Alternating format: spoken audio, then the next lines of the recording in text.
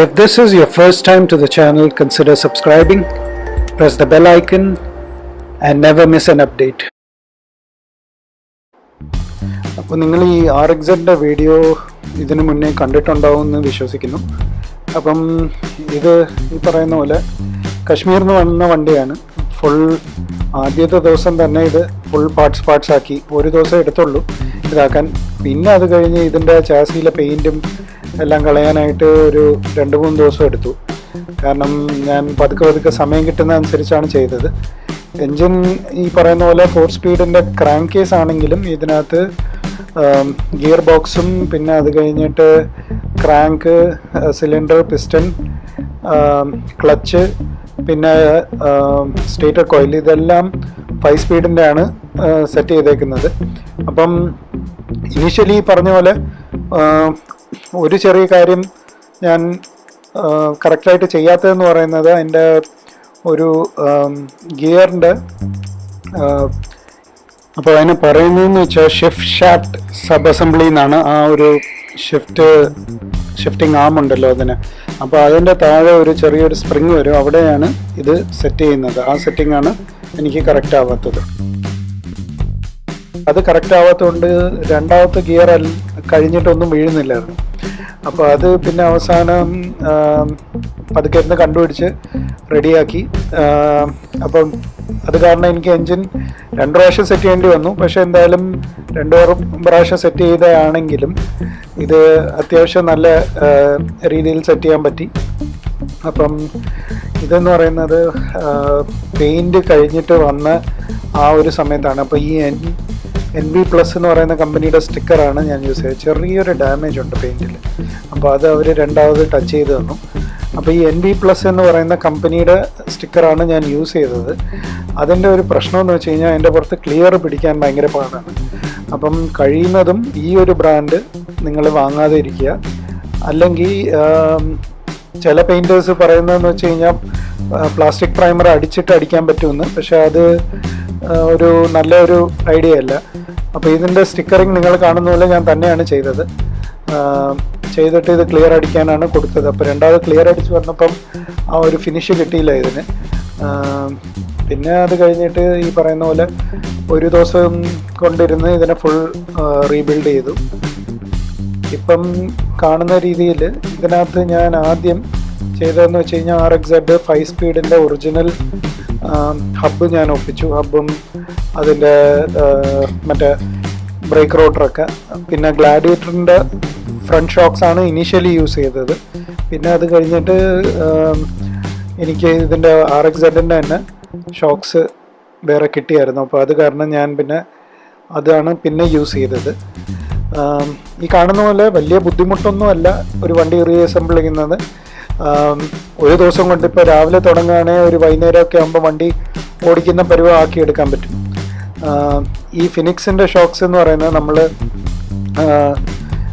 ഒരു സ്റ്റോക്ക് ബൈക്കിലിടുമ്പോൾ എന്തായാലും ഹൈറ്റ് കൂടും. അപ്പം ബാക്കിൽ 16 ഇഞ്ച് റിമ്മാണെങ്കിൽ വലിയ കുഴപ്പമില്ല. അല്ലെങ്കിൽ ഇതിൻ്റെ ഈ പറഞ്ഞ പോലെ സ്റ്റാൻഡിൻ്റെ ഒക്കെ ഹൈറ്റ് കൂടും. അതൊരു വലിയ വിഷയം തന്നെയാണ്. അപ്പോൾ ഇതിൻ്റെ ഹൈറ്റ് കുറയ്ക്കാൻ പറ്റും. അപ്പോൾ ഈ പറഞ്ഞ പോലെ നമ്മുടെ ബോക്സർ ഇതിൻ്റെ ഗ്ലാഡിയേറ്ററിൻ്റെ ഷോക്ക് ഒന്ന് തുടച്ച് വൃത്തിയാക്കുകയാണ്. അതിനകത്തുള്ള അഴുക്കൊക്കെ വൃത്തിയാക്കി ആശാൻ എടുക്കുകയാണ്. അപ്പോൾ ആശാൻ ഈ പറയുന്ന പോലെ എൻ്റെ ഇപ്പോഴും വളരെ ഞാൻ എന്തെങ്കിലും പണി ചെയ്തുകൊണ്ടിരിക്കുമ്പോൾ കൂടെ വന്നിരിക്കും. പിന്നെ പണി ചെയ്തുകൊണ്ടിരിക്കുമ്പോഴാണ് അവന് കളിക്കാനുള്ള അത് തോന്നുന്നത്. അപ്പോൾ എപ്പോഴും പുറത്തൊക്കെ വലിഞ്ഞു കയറും. അപ്പം അതൊരു നല്ലൊരു രസമുള്ള സംഭവം തന്നെ. ഒരു കമ്പനി കിട്ടുക എന്ന് പറഞ്ഞു കഴിഞ്ഞാൽ വലിയ കാര്യമാണ്. അപ്പോൾ ഈ പറഞ്ഞ പോലെ RXZ-ൻ്റെ ഹബ്ബും ഡിസ്കും പിന്നെ അത് കഴിഞ്ഞിട്ട് ഗ്ലാഡിയേറ്ററിൻ്റെ ഫ്രണ്ട് ഫോർക്ക് വെച്ചാണ് ഞാൻ ആദ്യം ബൈക്ക് സെറ്റ് ചെയ്തത്. അപ്പോൾ ഈ കാണുന്നത് എന്ന് പറയുന്നത് ഞാൻ വേറൊരു കാര്യമുണ്ട്. എൻ്റെ ലൈഫിൽ ഇതിനു മുമ്പേ ഒരു RXZ ഞാൻ ഓടിച്ചിട്ടില്ല.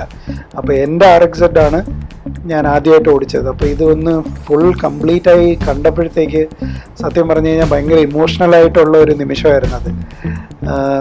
എനിക്കിപ്പോഴും ഓർമ്മയുണ്ട്. ആ സമയത്ത് തന്നെ ആ വണ്ടിയും എടുത്തുകൊണ്ടൊന്ന് റോഡിലേക്ക് ഇറങ്ങിയാലോ എന്നൊന്ന് ആലോചിക്കുന്നുണ്ടായിരുന്നു.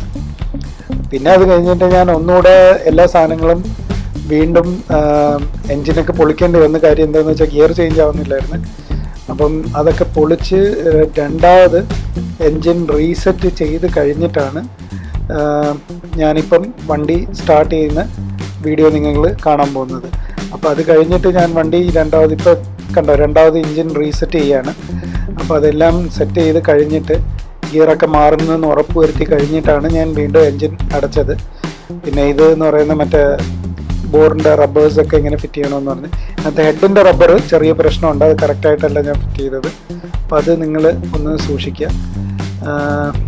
അത് കഴിഞ്ഞിട്ട് പിന്നെ 4 സ്പീഡിൻ്റെ സൈലൻസറാണ് ഇട്ടത്. അത് നല്ല സ്വീറ്റ് സൗണ്ടുമാണ്, മാത്രമല്ല പെർഫോമൻസും ഉണ്ടായിരുന്നു. കാറ്റിനെക്കാട്ടി കുറച്ചുകൂടെ പെർഫോമൻസ് ഉണ്ടായിരുന്നു. അപ്പം ഞാനിനി സ്റ്റാർട്ട് ചെയ്ത് കാണിച്ചു തരാം.